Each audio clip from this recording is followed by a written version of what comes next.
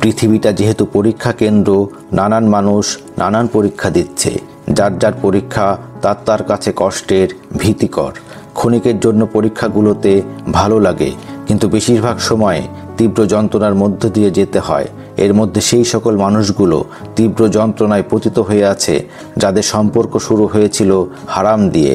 কিন্তু যারা এখনও হারাম সম্পর্কে জড়িয়ে আছেন, আল্লাহ যেহেতু বলেছেন হারাম কখনোই আপনার জন্য হালাল না, তা আপনাকে ধ্বংসের দিকে পতিত করবে, দিন শেষে চিন্তা করে দেখবেন তা আপনাকে পৃথিবীতে জাহান্নামের একটা অনুভূতি দিতে বাদ রাখে না।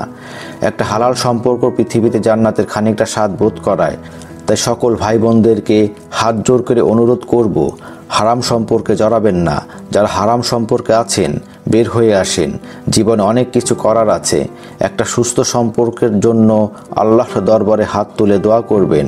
আশেপাশের দিকে চোখ কান খোলা রেখে দেখেন হারাম সম্পর্কে লিপ্ত থাকা মানুষগুলো কতটা খারাপ আছে, কতটা কষ্টে আছে।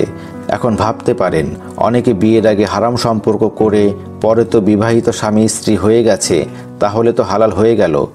গিয়ে দেখবেন ওইসব সংসারে শান্তির ছিটাফোঁটাও নাই। হয় সেপারেশনে থাকে, না হয় কোনো একটা চুক্তিতে থাকে, না হয় জীবনটা জোড়াতালি দিয়ে চালিয়ে যায়। এটা কোনো জীবন না। তাই এই ধরনের জীবন সিলেক্ট করা থেকে বিরত থাকুন। যারা এখনও বিবাহিত জীবনে প্রবেশ করেন নাই তাদেরকে ফ্রিতে অ্যাডভাইস দিলাম।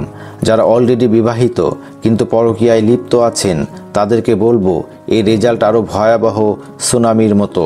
সমাজে এখনও জ্যামিতিক হারে পরকীয়া বেড়ে চলেছে। তার মধ্যে একটা বড় অংশ হচ্ছে যারা হাজব্যান্ড ওয়াইফ একে অপরের থেকে দূরে থাকেন। বউ ফেলে যদি প্রবাসেই থাকা লাগে, বিয়ে করার দরকার কি? বিয়ে তো করতে বলেছে প্রয়োজনে। এতে করে কি দুইজনের মানসিক বা শারীরিক প্রয়োজন কোনোটাই মিটে? কয়টা মানুষ পারে নিজেদেরকে শয়তানের ওয়াসওয়াসা থেকে মুক্ত রাখতে, নিজেকে অপর পুরুষ হতে বা পুরুষগুলো অপর নারী হতে হেফাজত করতে? বিয়ে করা হয় একে অপরের পরিপূরক হিসাবে কাজ করার জন্য, একজন আরেকজনের অর্ধাঙ্গ। বিয়ের পর স্বামী স্ত্রী যদি আলাদাই থাকে পরিবারের বারাকাহ আসে না। কথাগুলো খুব কঠিন, কিন্তু এটাই সত্য। কিছু মানুষ আছে স্বভাবগতভাবে অন্যের জীবন নষ্ট করে, হোক সে ছেলে হোক সে মেয়ে। ছলনা সাহায্য নিয়ে একটা পরিপূর্ণ জীবন থাকার পরেও অজানা এক তাড়নায় অন্যের জীবনে প্রবেশ করার একটা চেষ্টা থাকে। সেই চেষ্টায় সেই মেয়ে বা ছেলে সফল হয়। এতে করে জীবন ভয়াবহ যন্ত্রণার হয়ে ওঠে। এসব কিছুই শুধু হয় দিন ইসলামের থেকে আমরা মানুষগুলো যোজন যোজন দূরে সরে আছি। আল্লাহ যেভাবে শিখিয়েছেন, যেভাবে বলেছেন তার কোনো কিছুই আমাদের জানা নেই, জানার কোনো চেষ্টাও নেই। ভয়াবহ এই সমস্যা থেকে বের হয়ে আসতে, সমাজকে সুন্দর করতে, পরিবারকে সুন্দর করতে দিন ইসলামে আত্মসমর্পণ ছাড়া কোনো গতি নেই।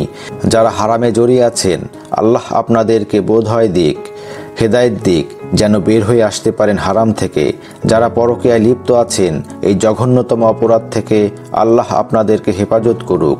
আল্লাহর কাছে প্রতি মুহূর্ত এই ধরনের সম্পর্কগুলো থেকে বেঁচে থাকার জন্য দোয়া করবেন, কারণ এগুলো আপনার উপর কিভাবে করে ভর করবে বোঝার বাইরে। তাই দাজ্জালের ফিতনা থেকে যেভাবে বাঁচার জন্য দোয়া করতে হয়, ঠিক তেমনিভাবে পরকীয়া সম্পর্কগুলো থেকে বাঁচার জন্য প্রতি মুহূর্তে আল্লাহর দরবারে দোয়া করবেন। সকল ভাই বোনদেরকে ইসলামের ছায়াতলে নিয়ে আসুন। অন্তরের অন্তঃস্থল থেকে এই দোয়াই থাকলো যে এই ধরনের কষ্টগুলোর মধ্য দিয়ে যাচ্ছেন তারাই জানেন জীবন কেমন, প্রতিটি মুহূর্ত কেমন।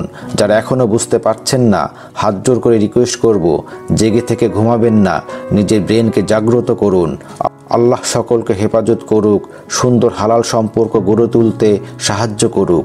স্বামী স্ত্রী হিসেবে একে অপরের পরিপূরক হিসেবে এক ছাদের তলায় থাকার তৌফিক দান করুন।